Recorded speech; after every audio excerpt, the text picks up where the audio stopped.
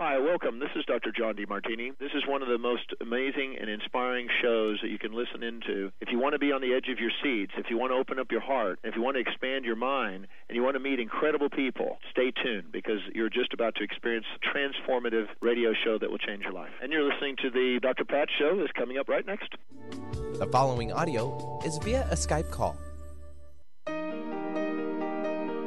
Welcome to the Dr. Pat Show. Talk radio to thrive by. Powerful, inspiring, and coming to you live, bringing you stories of people like you and me busting through and living life full out. Get ready to dare to wonder what your life would be like if you knew you could not fail.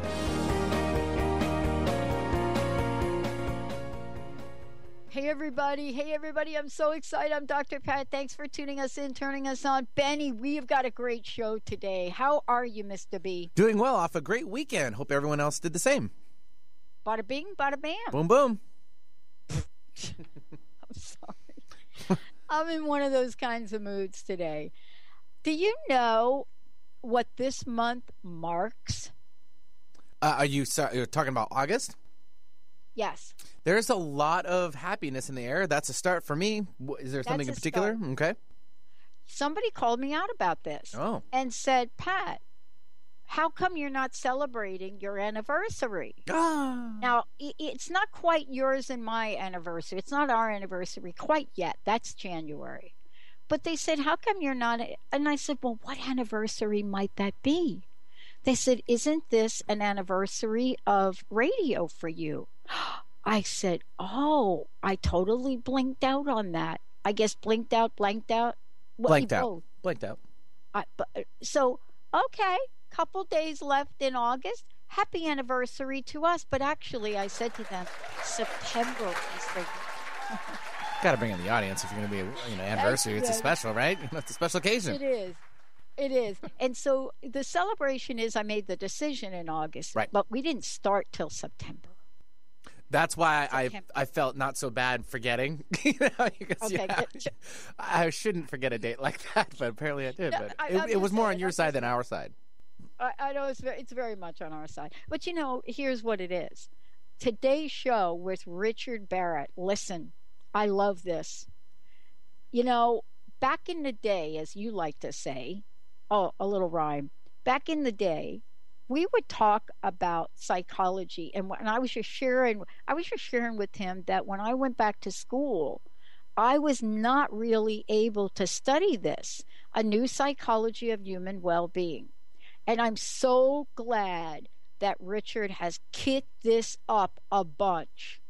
This is an amazing conversation. His book, A New Psychology of Human Well-Being, an exploration of the influence of ego-soul dynamics and mental and physical health. Boom. I love that. And who better than Richard to kick this up? He's an author, speaker, internationally recognized thought leader in the evolution of human values in business and society. And I am just crazily eager to talk to him about that. He's the founder and chairman of, the Barrett Values Center, a fellow of the World Business Academy, a former values coordinator at the World Bank. Now, why is this important today?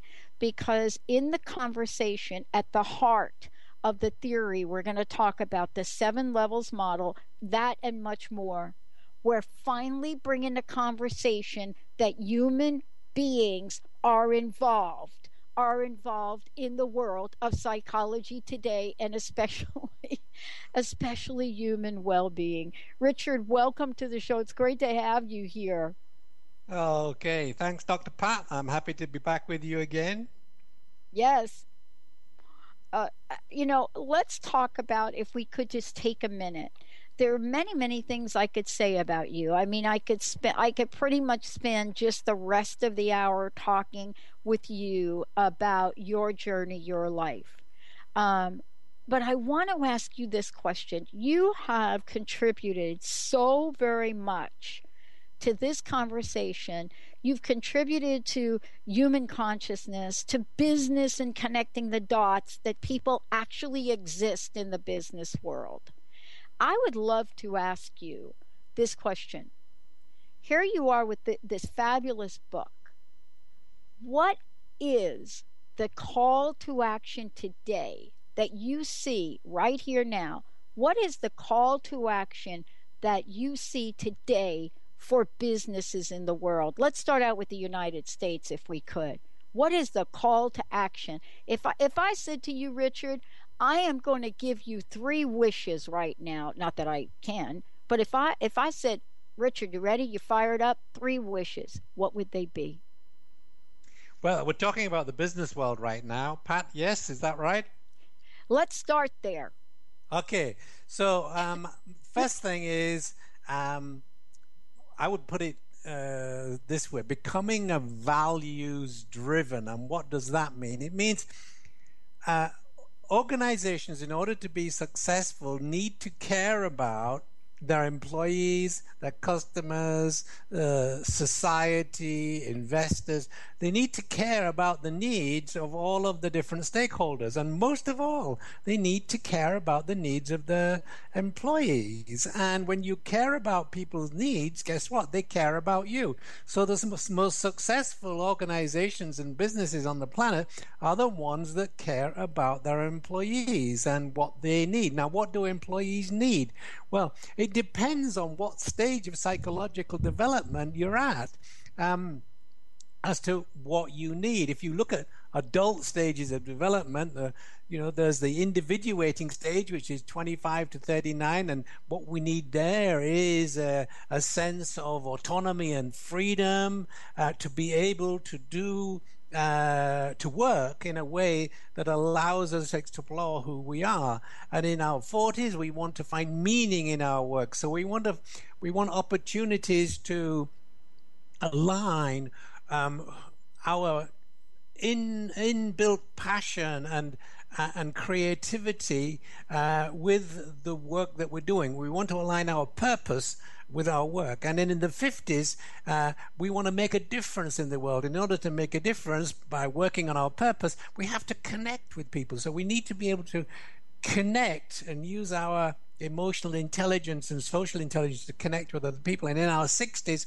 all we want to do is serve. We want to be a life of selfless service from 60 onwards. And so that's all about contribution. So basically, we need to create organizational cultures that address employees' psychological needs at the stage of development they're at. And when you actually can do that, you'll have the most amazing, successful company. That's one thing. That is so brilliant. Okay, am I asking too much to ask you the other 2, or should we stay with this one for a little bit? Because that's jam-packed right there. It is jam-packed. I mean, I could mention other things, such as, the organizational culture is a reflection of the consciousness of the leaders. So if you want to change the culture, you either change the leader or the leader has to change. I love talking about culture. I love talking about this. Richard, here's what I want to say about this. There was a movement, and there is right now a movement to eliminate the dialogue of organizational culture. As a matter of fact, I can't remember which company, one of the big consulting firms, said that don't bother addressing culture. I'd like to know what you think about that. Well, recently, Dr. Pat, what's happened is there are 3 of the major consulting companies have come out recognizing that culture is fundamentally important. In the last 3 years, Ernst & Young and a couple of other major organizations have come out and said, really, what we're recognizing now is that success is all about culture. And what they're not saying is that, and culture is all about leadership consciousness, but that's really what I've been talking about for a long time, over 20 years now. The consciousness of the leader creates the culture, which creates the success. So who you are as a leader actually influences the success of your organization. So the culture is well and truly back on the table, and particularly because of all of the financial crises and the ethical lapses that have been going on in the financial services industry, and the regulators in different countries, the US and the UK, are saying, you financial service organization, you've got to get your house in order. And basically what it's all about is culture. This is really, for me, so refreshing to hear, because as many of us have worked in organizations, both as internal consultants and outside consultants, at least for me, I have a friend who is literally attempting to do what you just said right now. And her platform is called Cultural Brilliance. And it's amazing. And she's really coming out and talking about this in a way that you've talked about it. This idea of human well-being. I wanted to ask you this question as well. A friend of mine said, Pat, I think you're the only person that I'm not really. So let's just not say that. But this is what she said. She said, I think you're the only person that's really addressing what people have gone through in the past 10 years. I said, yeah, I don't think I'm the only person. No. I said, I just happen to have a framework based on what I've studied to talk about it. Can you address this for a minute, Richard? And I think, Benny, let's just skip this break because we've got so much to talk about here. Can you address the idea that we are looking at the world right now, the United States especially? Stock prices are up, right? Even in the middle of a political year, stock prices are up. Interest rates are down, housing market opening up. There's a group of people that are basking in the shift and change economically here. But then there's also a group of people that pretty much have lost everything over the past 10 years. Can you help us connect the dots between the two contrasts? Well, it comes down to this fundamental issue of inequality. The tide is rising in the sense for many people, but for a whole other bunch of people, it's not rising. And and this really leads me, to in a way to Donald Trump, because what Donald is, the people he's appealing to are the people who are disenfranchised, the people who never managed to get that higher education, the people who've been left in the margins. And why? Because actually he operates at those same levels of consciousness that they do, and they see in him a hero. And so they're very much taken by that, because who else is fighting for them? Who else is fighting for the disenfranchised? In America, it is a country. I am an American citizen. I lived there 24 years. I'm also a British citizen. But it is a country of polarities, of the very rich and the very poor, and a large underbelly of people who are not served by the system. They're not served by the health service, they're not served by education, and they find it difficult to struggle, because all they want to do is they want to have a good life where they're not totally in the survival mode all of the time. And it's they find it difficult. And so this question of inequality is fundamental. About 4 years ago, during 4 years, the first 4 years of the Obama administration, my company actually mapped the values of the United States of America. And we measure something called cultural entropy. It's the degree of dysfunction in the nation. And this number was quite high. It was in the 50s, which says to me, wow, there's something that's not really going well there. Now, a year or two before that, we measured the cultural entropy in Iceland. Now, Iceland's the most democratic country in the world, and it had the same level of cultural entropy in the 50s that USA has, and the UK too. And I said, no, this can't be true. So in 2008, in August, I went to Iceland to present the results of the National Values Assessment, and I said to them, with this level of cultural entropy or dysfunction, you'd be going bankrupt about now if you were an organization. And 2 weeks later, Iceland went bankrupt. And the Brexit vote again is the same thing. It's the people who feel disenfranchised and are saying to the democratic elites, up yours, I'm voting against this because I've been left out of this.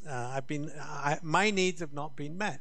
And that's, what's happening with all the followers of Donald Trump. So, because in America, the level of cultural entropy is also up in the 50s. So there's something significantly wrong in these, how shall I put it, cutting edge or leading democratic nations, because democracy is not working for us. Well, it's fascinating that we're talking about this too, because, this is really now where we get to really step back, if nothing else, right? And take a look at what you've been able to present, not just your company. And what a brilliant way to present that in terms of looking at organizational culture. But here's the thing that I'm really struck by. There are many things, Richard, that you write about. But I'm really struck by, your writings in this book in particular on the expansion of conscious awareness.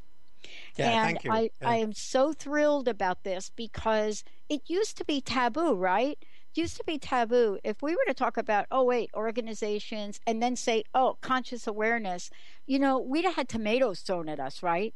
But do you Correct. think we're opening up now to have this conversation about conscious awareness across the board? Do you think we're doing that? Totally. Well, we're definitely opening it up. I've been pioneering this in my books for a long time now, and Yes. and this last book, A New Psychology of Human Well-Being, is really an attempt to bring the soul back to the center of psychology.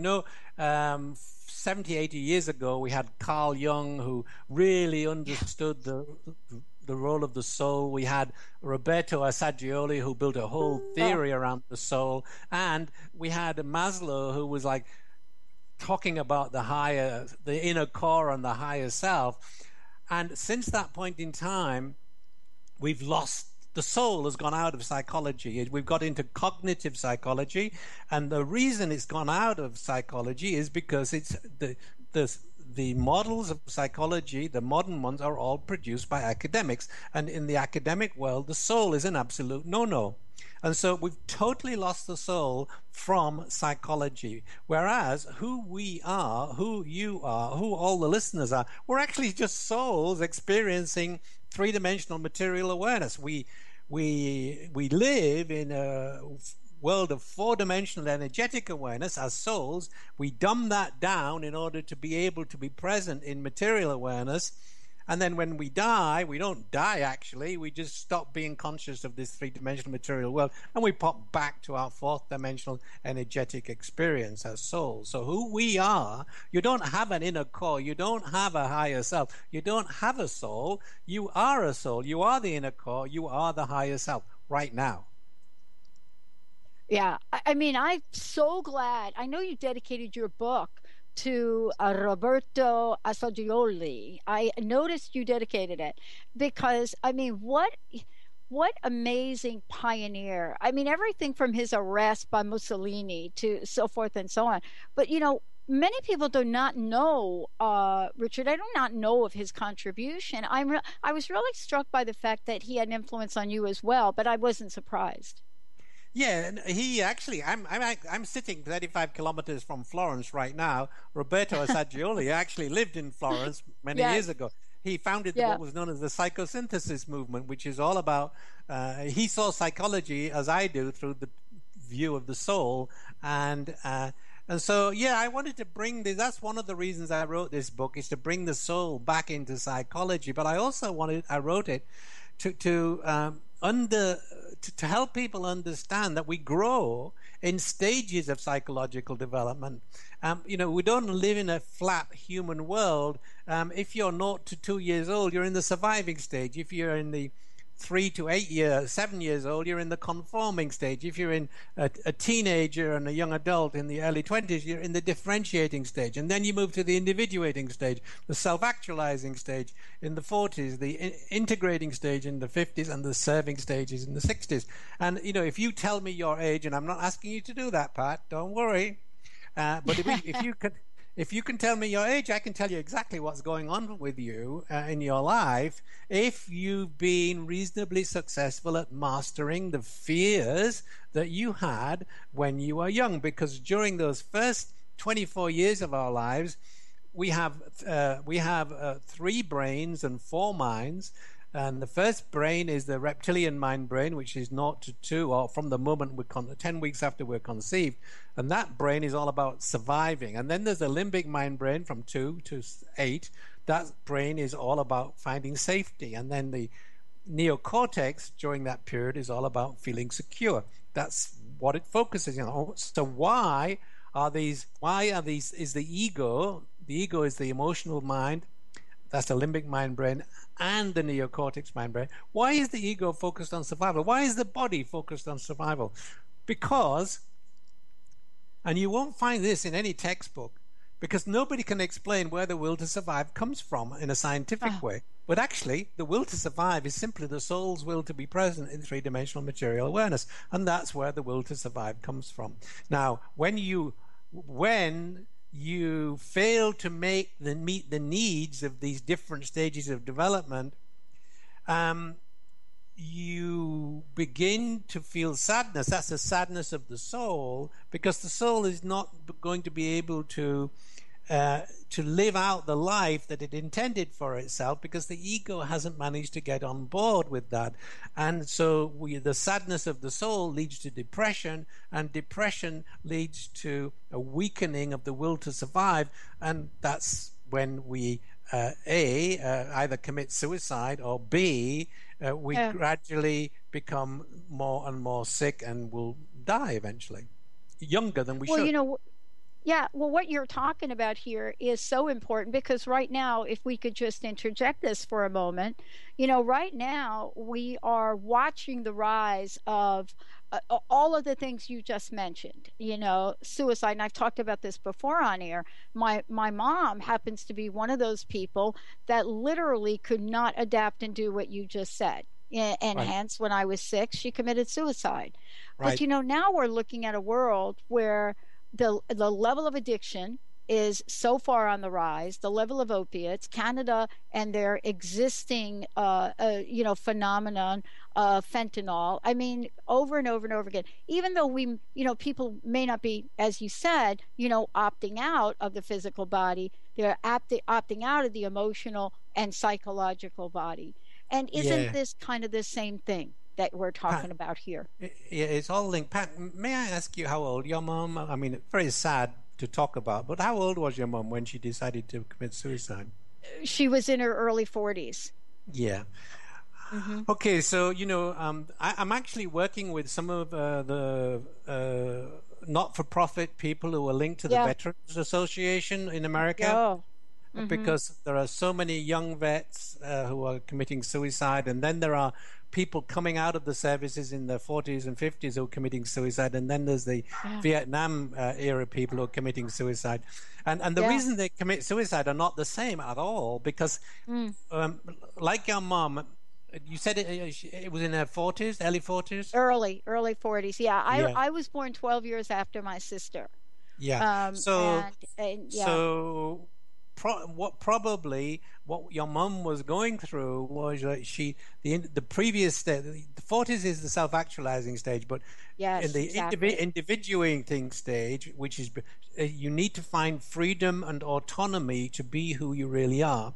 And in the 40s, it's about expressing who you really are. Now, if you are blocked in finding freedom and autonomy, if you are blocked in fully expressing who you are, then the will to survive will decrease and could lead to sadness, depression, and suicide. Well, that summed it up for her. I mean, she was clearly a free spirit, actually owned her own business, which was kind of unheard of. But, this is really kind of the same dialogue we're having now for folks that believe my identity has been to my job and my workplace. Then now I don't have my job, and I didn't have my job. And even if you were in that stage, which so many people were, here. As we look at these past 10 years, so many people, Richard, were in that point in time in their lives. It wasn't like we went through 10 years of a lot of different downsizing. You and I were kind of joking about this. And and by the way, let us let go of all the young people. That's not really what we're finding happen.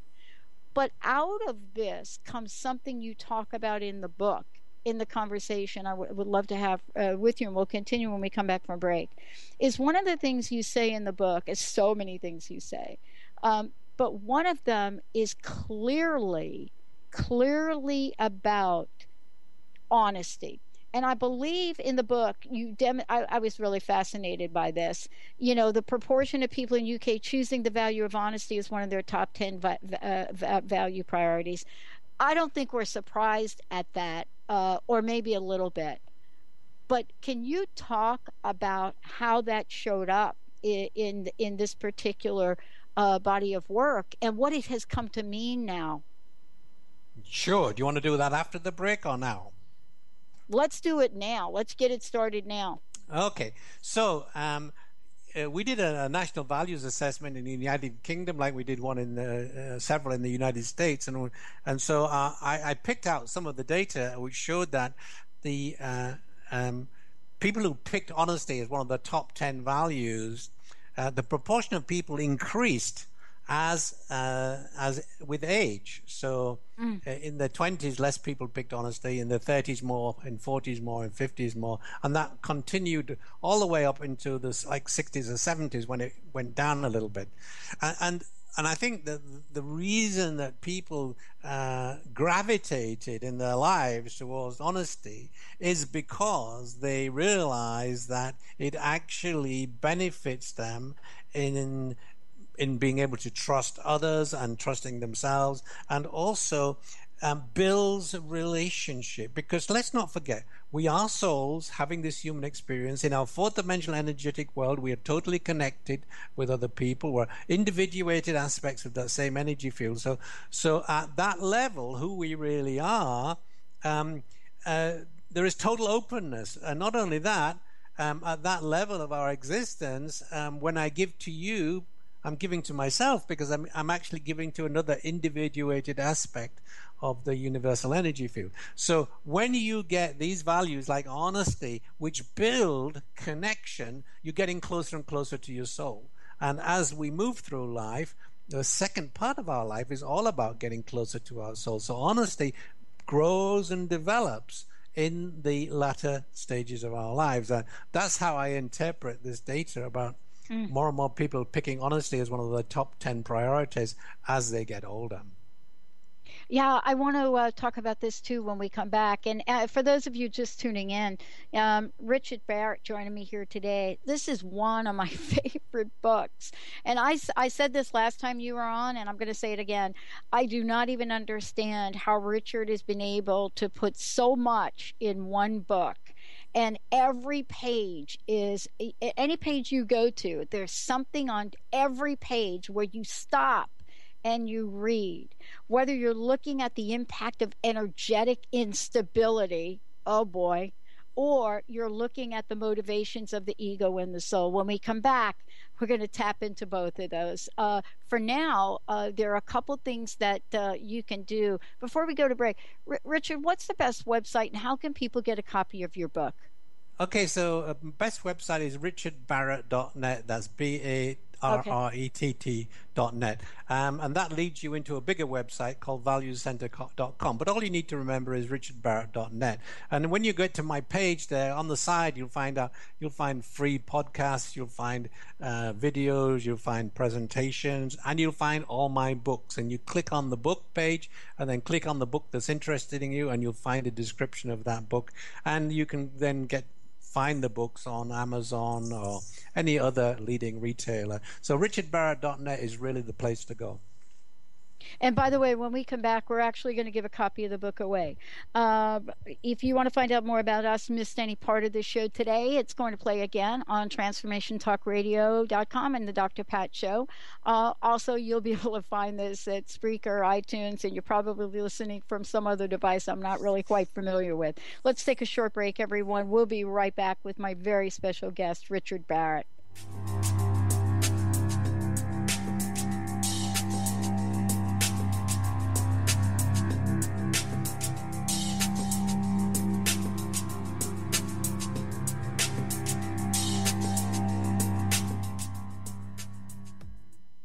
What is a brilliant culture?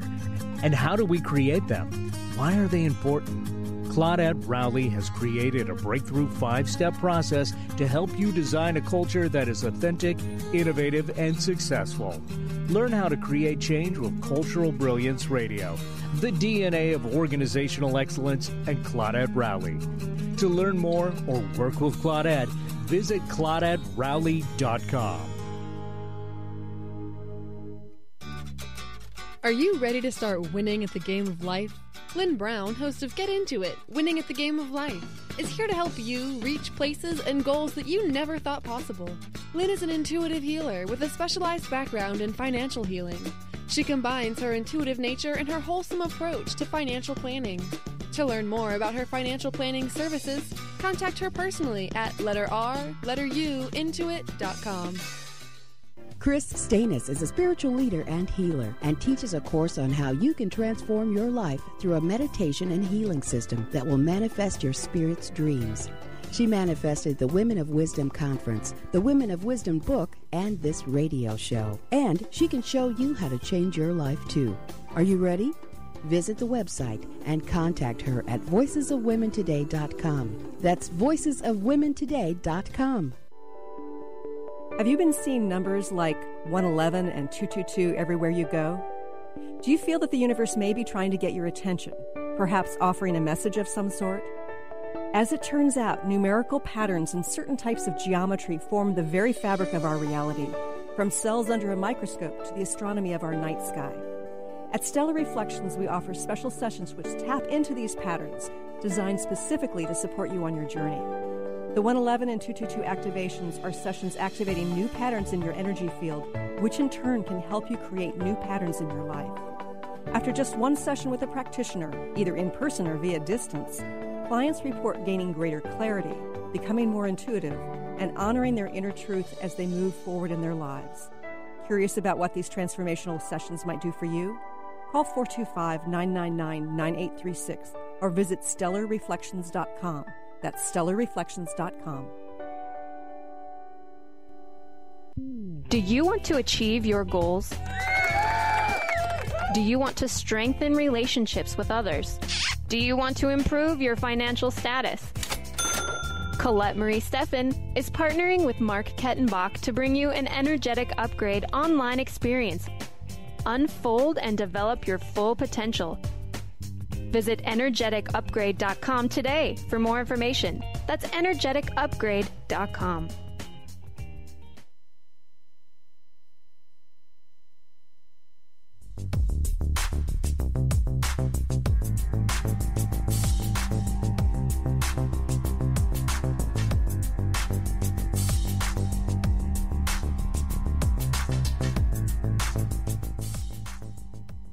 Hey everybody, welcome back. Great to have you here on Dr. Pat Show, Transformation Talk Radio, and Richard Barrett, my very special guest. And we would love to give a copy of his book away for those of you out there. How about we do that for the first caller?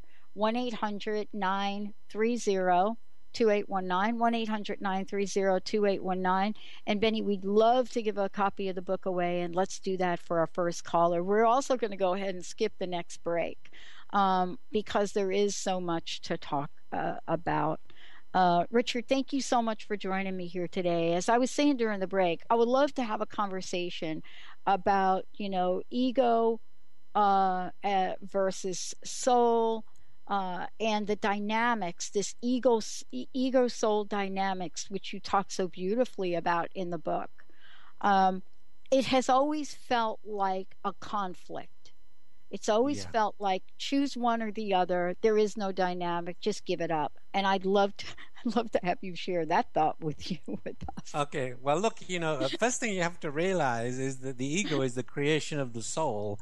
And so right there, that's really interesting because what happens in the journey of the soul, for the first 10 weeks after inception, in the womb, when the embryo, the soul enters the embryo, and it is the only mind that we have at that point until about 10 or 12 weeks, when the reptilian mind brain forms. That's the body mind, and the body mind keeps becomes how shall I put it, the dominant mind, and the soul mind now becomes the subconscious of the reptilian mind brain. So whatever's going on with the fetus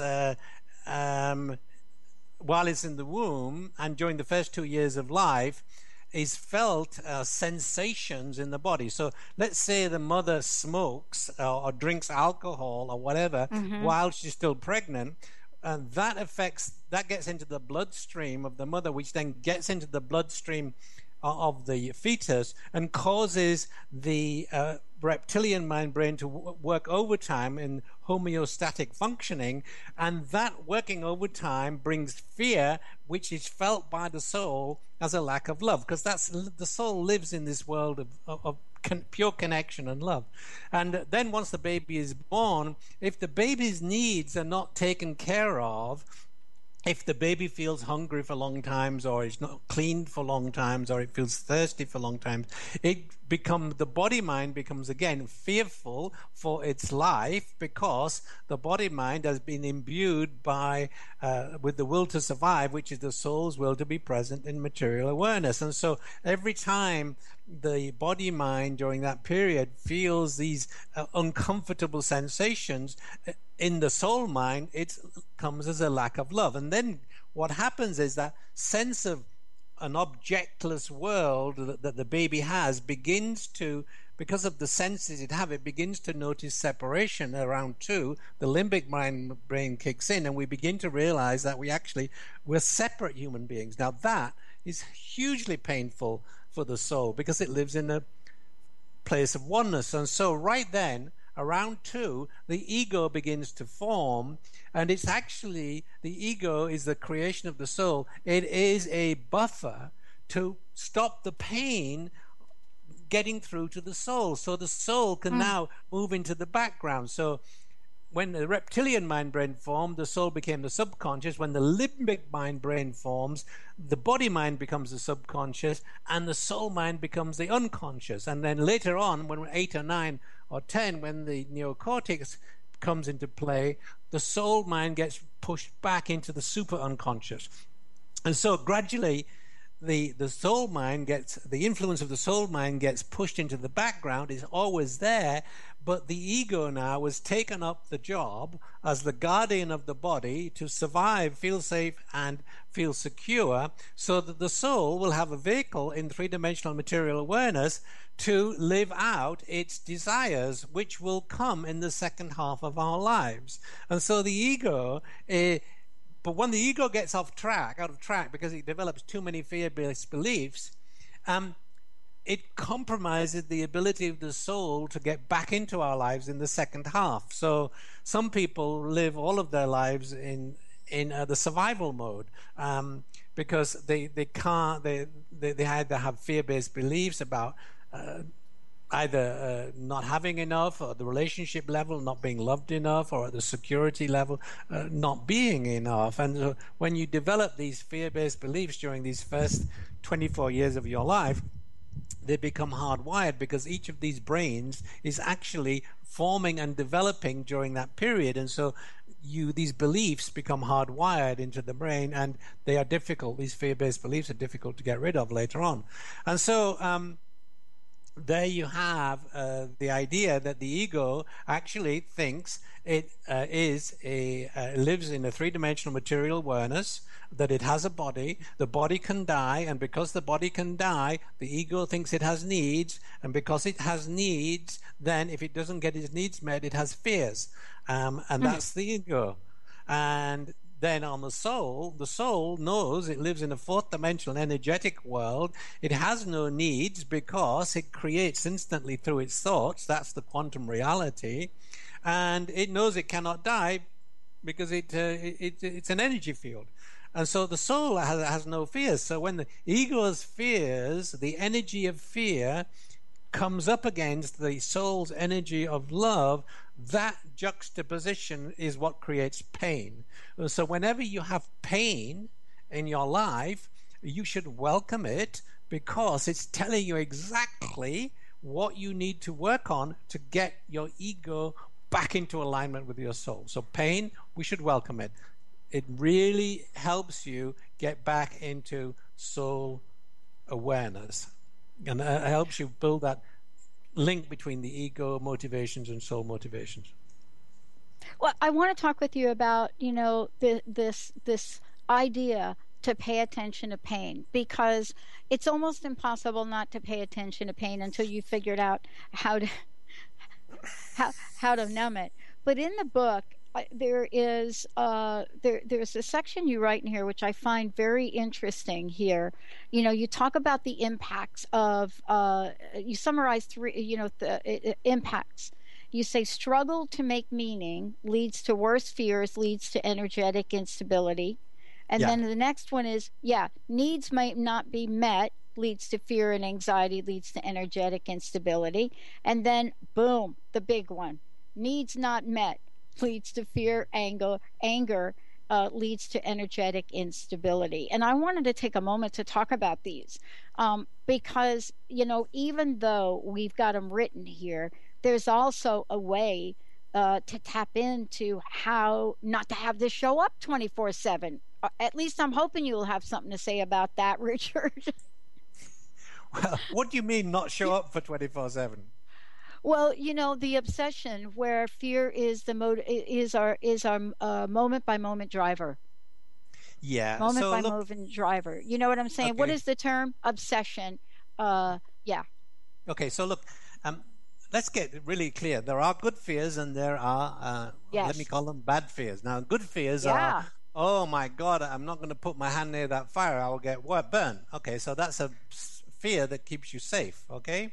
I'm not going to walk down that dark street tonight because it's not the people who live in that street, sometimes I wonder about who they really are. So there's good fears, but the bad fears are those fears that we learn during the first 20 or 30 years of our lives when we're growing up about not being able to get our needs met. I don't have enough, I'm not loved enough, and I'm not enough, the self-worth thing. And those fears prey on us because they're hardwired into our brain. Our minds, they prey on us for the rest of our lives unless we learn to master them or manage them in some way. And whenever you have, as I said, fear showing up from any of those causes that you said, you have energetic instability. And because our body is an energy field. The physical flesh is hanging on to an energetic template. And so whenever you have energetic instability, it shows up somewhere in the body. And that energetic instability, in a few years, if you don't deal with it, will become an illness or a cause of death.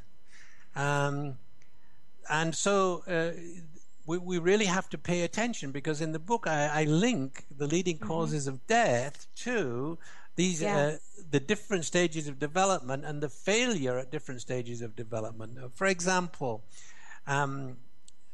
prostate cancer in men begins to occur in the late 50s and early 60s because that's what I call the integrating stage. It's the stage of development where it's really important to build connections and relationships. Now, if at the conforming stage, when you were in ego, like 2 to 8, you did not build the skills to make relationships and to observe your feelings, which men do not. Little boys are taught not to have their feelings show.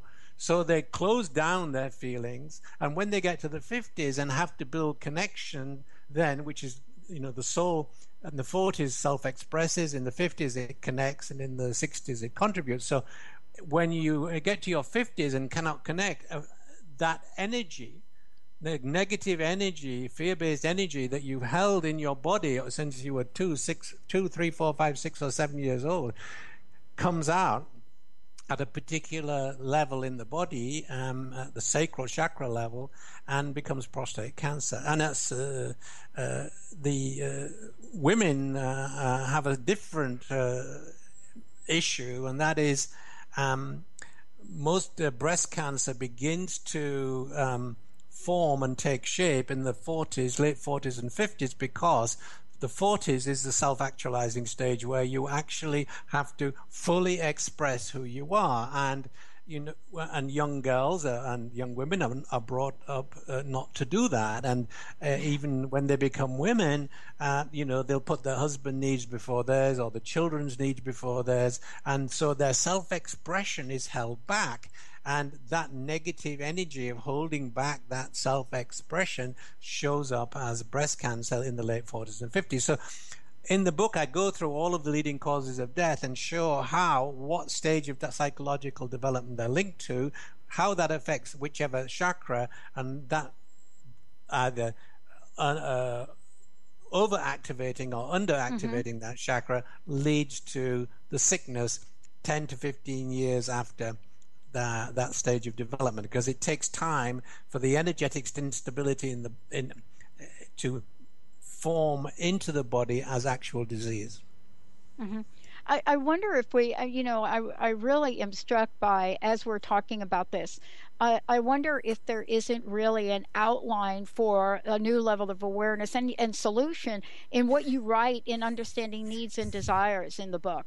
And I looked at this and I literally drew myself a little diagram of the what you present here about consciousness leading to information, leading to belief, leading to energy change, leading to matter change. And I would love if we could take a few minutes to talk about that, because not only was I really struck by this, but I was also struck by, as you continue throughout the book and you really connect the dots for us right back to the physical plane as well. How much of this, the sense I got was, we can change this, or we could change our pattern, or we could change our direction. And I would love for you to talk about this, especially consciousness, information, belief, energy change, and matter change. Okay. So, we go through the first 3 stages of development. That's surviving, conforming, differentiating, right up to the age of 24. And that's pretty much programmed, and the circumstances of your life are gonna determine what beliefs and what positive beliefs and what negative beliefs you develop, because those beliefs actually, that's how you interpret reality for the rest of your life, because your early experiences create your beliefs, and then when you have a new situation that comes up that looks like something you've experienced before, that belief kicks in. Now, if you have a lot of difficult experiences in that part of your life, you'll have a lot of fear-based beliefs, which will condition your reality right into the future and lead to early death or sickness or whatever. Now, you can change that. And you can begin to change it at the individuating stage when you get to 24 and up to about 39 or 40 by recognizing when you feel upset, when you feel energetic instability, and that's again comes back to this idea of pain, by actually asking yourself, what is this about? And noticing what it is about, because behind it is some sort of belief, limiting belief, that is causing that pain because it's based in fear. And so we can begin to change who we are. We can begin to change our chemistry, if you like, in our late 20s and early 30s, and continue. Some people call it spiritual growth, spiritual development, but it's all about mastering our fears. So it's because if we've got the energy of fear, it blocks the energy of love, which is the energy of the soul. So the more that we're able to take fear out of our lives, the more we open ourselves up to soul activation. I have to tell you something, Dr. Pat, that I only realized, I didn't write about it in the book, I only realized this about 10 to 15 years ago, was that I don't have a self-critical mind. And I thought many people didn't have a self-critical mind. And I suddenly realized that actually the majority of people have a self-critical mind. And the reason I don't have a self-critical mind is because I had the most beautiful childhood and the care of my parents. We were very poor. I was the only child. But it was, I realize now that I didn't develop the self-critical mind, because the self-critical mind develops really around age 2 to 9 or 10. And why it develops is because at that stage, if we don't get our needs met, we get angry. And if our parents are not able to meet our needs for whatever reason, we get angry. And we are not able at that stage to be angry as much as we'd like to be with our parents, because if we were, we wouldn't get our needs met anymore. I mean, that's the fear. That's the fear that we learn. And so instead of expressing the frustration and anger, we swallow it at that young age, and we say to ourselves, it can't be them, it has to be me. And that's when the self-critical mind forms, because we don't allow ourselves to be angry, because we get our love cut off, or we get our respect and recognition cut off, and so we turn it inwards, and that shows up. This anger turned inwards shows up as, first of all, as sadness, and then as depression, which is again this energetic instability, which will come out at some point in your life, because you're holding it in your body, and eventually it has to come out as illness or as a mental disease. So, Dr. Pat, when I start talking like this and I get so focused on what I'm saying, I can't remember what the question was. Well, you actually answered the question, because what I think you're talking about is, we're connecting the dots between many things, and you really do this brilliantly. I'm really I'm a visual person in a lot of ways. So when I see something written down where you have things like meaning and then an arrow, to understanding to an arrow, to decision making to an arrow, to action to an arrow, to energetic stability, when I see something like that, what happens for me is this is something I do automatically, where I say, oh boy, okay, wait a minute. That meaning that I'm putting to this particular thing on this particular day, that feels more like an unmet need. Because what I think you're doing is having us explore what the heck is going on inside of us. I love what you said about leadership and culture before, because we're connecting the dots between the dynamics of not just one or two people, but the many, aren't we? Yep, absolutely. That's really what I tried to do there, explain in a way that people could get and with links to science, but also integrating the soul, that people can get, oh my gosh, this is why this is happening, or this is why I'm not feeling well, or just, we don't get a handbook when we're born for life and living. Yeah. And this is the closest thing I've ever written to a handbook for living, because it's all about how do you create well-being. And, basically well-being is a feeling you get when you're able to meet the needs of the stage of psychological development you're at. And there are 7 stages. So there's lots of places where you can go wrong and go down the wrong path, and then you have to correct the path. But that's what well-being is about. And when you get to the latter part of your life, it's all about fulfillment. And fulfillment means fully living your soul experience. Not having a soul, but being a soul. Listening to your soul. My books and what I write about and which books I write are basically dictated to me by my soul. I get the thought, it comes, I know it's coming from my soul. Sometimes I argue with my soul. I say, no, I don't want to write a book about that. I don't know anything about it. And then my soul will make arguments or thoughts come to me like, oh yeah, of course I could, because of this, and this. And then I write the book, and then at 4 o'clock in the morning, I'm like, gosh, I wish my soul would sleep a little bit. But, at 4 o'clock in the morning, I get woken up with all of these like brilliant insights and downloads. And then I get up at 5 and have to write them all down. So when I'm writing a book, I'm like up at 5 o'clock every morning for, 12 months at a time. There's no question about it. And, I'm kind of the same way. Wow. And, thank you. I got to tell you, thank you so much for today. I cannot believe the hour has just jumped by. Again, thank you so much. Would you mind letting folks know how, again, they can find out more about you and get a copy of the book? And thank you for all the work that you do. Okay, thanks, Dr. Pat. A New Psychology of Human Wellbeing, that's the title. It's available. You can get it from Amazon or any retailer. And you want to find out more and see videos, podcasts, etc., go to richardbarrett.net, www.richardbarrett.net, and there's a feast of stuff there. If you're interested in the organizational stuff, still go to richardbarrett.net, but it's inside the valuecenter.com, and in valuecenter.com you can all find out all about cultural transformation, personal transformation, and leadership development. I would love to do that. Thank you so very much, Richard. Wow, amazing. It's always a pleasure. Maybe next time you come back, we'll do the entire show on culture. What do you think about that? Whatever rings your bell, Dr. Pat. I'm telling you, every day it's something new. Richard Barrett, everybody. I'm Dr. Pat. We're going to take a short break. Another hour Dr. Pat show coming up. This time, eye-opening about Lyme disease. We'll see you in a few.